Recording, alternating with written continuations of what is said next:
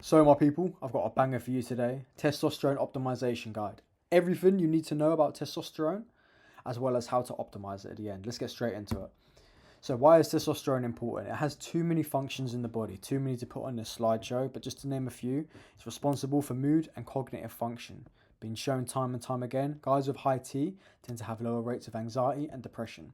Increases your libido, which is your sex drive, increases your bone density, and increases your muscle mass. Essentially, as a man, you want your testosterone to be as high as possible.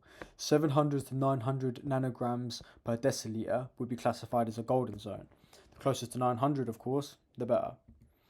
So, benefits of high testosterone: increased muscle mass and strength, enhanced cardiovascular health, improved mood and cognition, increased energy levels, less susceptible to disease and illness, and better quality of sleep, which equals a better quality of life. So, most people, when they think of testosterone, they tend to think of gym rats and just muscle gaining, but it actually has so much more benefit and so many more functions in the body. And this just goes to show the level of importance it really has.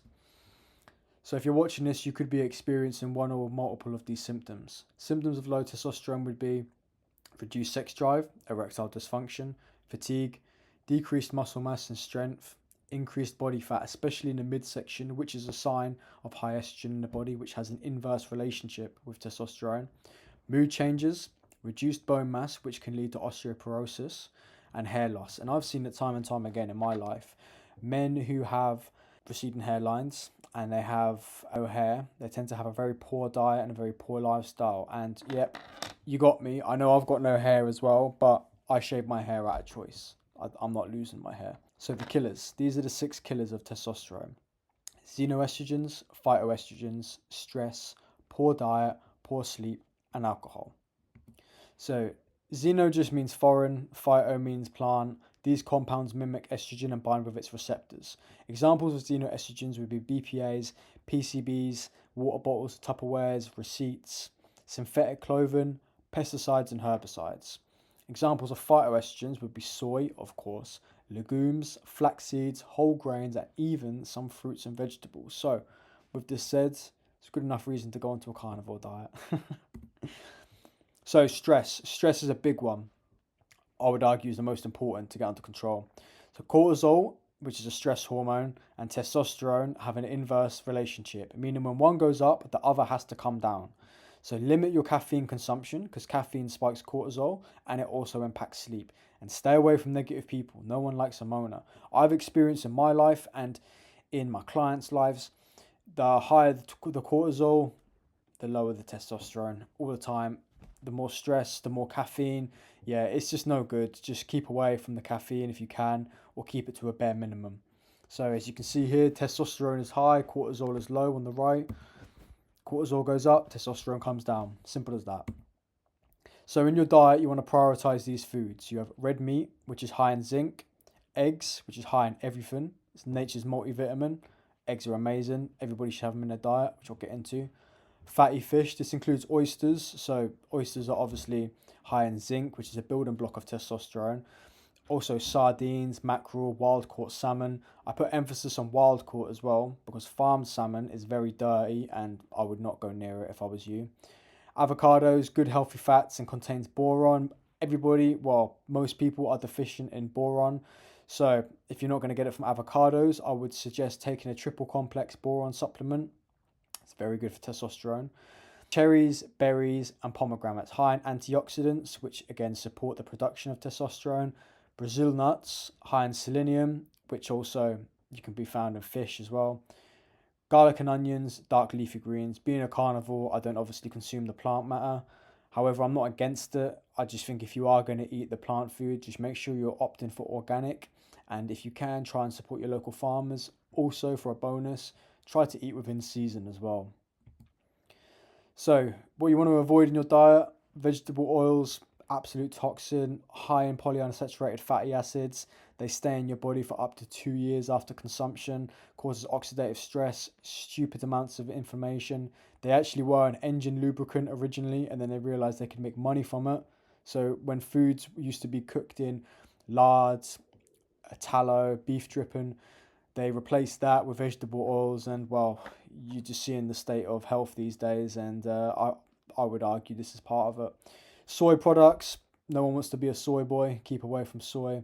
Grains, no one wants to be a grain muncher, keep away from grains. Alcohol, especially beers, gents, beers are very estrogenic, they contain grains, they spike cortisol. All in all, they're going to impact your testosterone massively, and it impacts your sleep. People tend to think beers are very manly, but they're actually the complete opposite. Processed sugars, no brainer, stay away from that stuff. And flax seeds. Flax seeds contain a compound, I can't remember the name of it, but it essentially turns testosterone into estrogen. So sleep, very important as well. Getting less than 5 hours sleep per night can lower a young man's testosterone levels by 10 to 15%. I put emphasis on the young because when you're young, your testosterone is as high as it can be. It's at its peak. So if that's happening to a young man, think of what's happening to someone in their mid-20s. Testosterone also follows your circadian rhythm, meaning that it's at its highest at 8 a.m. and lowest at 8 p.m. It's debated that even the timing of your sleep could be more important than the quality of your sleep.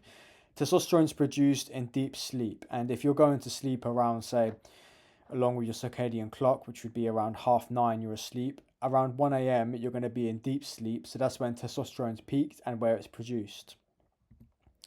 Alcohol, toxin, poison, dangerous stuff, damages Leydig cells in the testes responsible for developing testosterone, increases cortisol, impacts sleep, elevates estrogen levels, interference with hormone production. Everything that I've mentioned already corresponds with this one slide. So, what's the protocol? You want to optimize these 4 areas in your life: your diet, your environment, your stress, and your sleep. So your diet, you want a high fat, high protein, low carbohydrate diet. Opt for carnivore if you can, but you can get good results from keto, ketovore. I mean, even a low carb diet, animal based that is. I wouldn't suggest going down the Paul Saladino route of having high carb animal based diet because insulin also impacts testosterone. So that's something to keep in mind. Prioritize fatty red meat, at least 500 grams a day.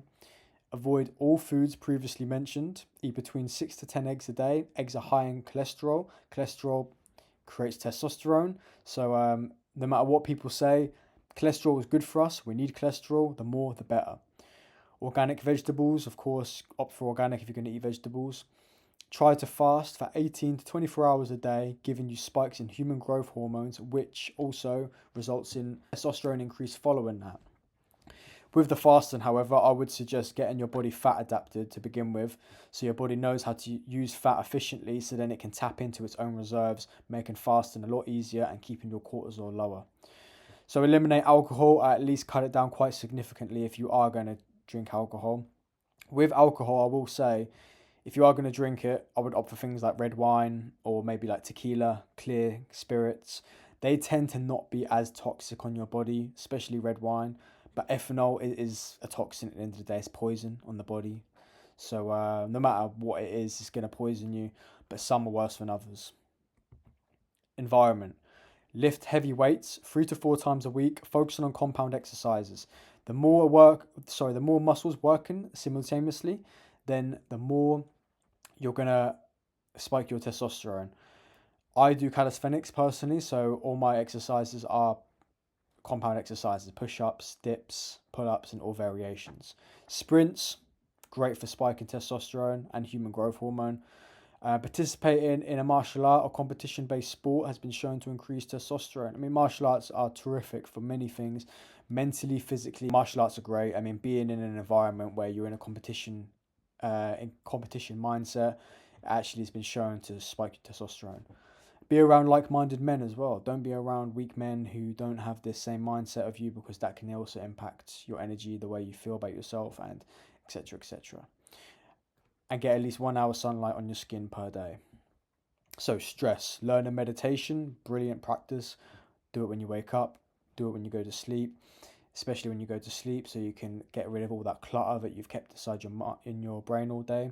Breath work, brilliant for waking up the nervous system. Journaling and gratitude to appreciate the small things, journaling to also get things out of your mind and put yourself into a wind down state before you go to sleep. Staying away from stressful places and people, doesn't really need an explanation. Limiting caffeine consumption, as previously said, increases cortisol, which then decreases testosterone. So sleep. At least 7 hours per night, align and sleep with circadian rhythm, and consistent sleeping and waking times. Magnesium biglycinate before beds. Magnesium is another building block of testosterone. So, and everybody is deficient in it as well. There's just not enough magnesium in the soil, in the plants nowadays. So everybody should be supplementing with it.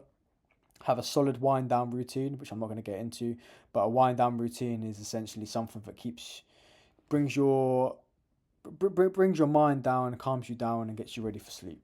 It's really powerful. No caffeine after 12 p.m.